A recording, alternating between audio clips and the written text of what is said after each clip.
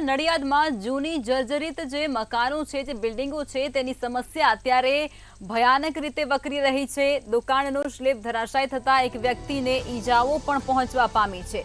રાત્રિના સમયે સમગ્ર ઘટના બનતા સૂતેલા વ્યક્તિને નાની મોટી ઈજાઓ પહોંચી હતી। ઘટનાને પગલે ચીફ ઓફિસર પણ તાત્કાલિક ઘટના સ્થળે દોડી આવ્યા હતા, જ્યાં સ્લેબ પડ્યો હતો અને તેની બાજુમાં દુકાનમાં પણ તેની જે આસપાસની દુકાનો છે તેને પણ અત્યારે બંધ કરાવી દેવામાં આવી છે। જર્જરિત દુકાન માલિક ન ઉતારે તો પાલિકા ઉતારશે તેવી સૂચના પણ અત્યારે જે દુકાન ધારકો છે, દુકાન માલિકો છે તેને આપવામાં આવી ચૂકી છે।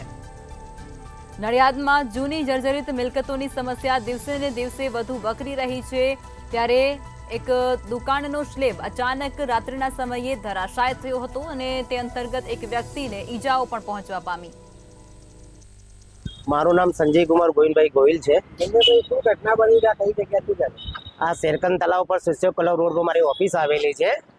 ત્યાં ઉપર મારી ઓફિસની ઉપર કાજી સાહેબની બિલ્ડિંગ છે, તો 40-50-60 વર્ષથી દુકાનો જર્જરી હાલતમાં પડી રહી છે। ગઈકાલે રાતે પારાપીટ પડી અને એક જણને નુકસાન બી થયું છે અને હોસ્પિટલમાં પહોંચતો કર્યો છે અને અગાઉ પણ નગરપાલિકાને નોટિસ પણ આપેલી છે, પણ એ કોઈ ગંગારતા છે નહીં।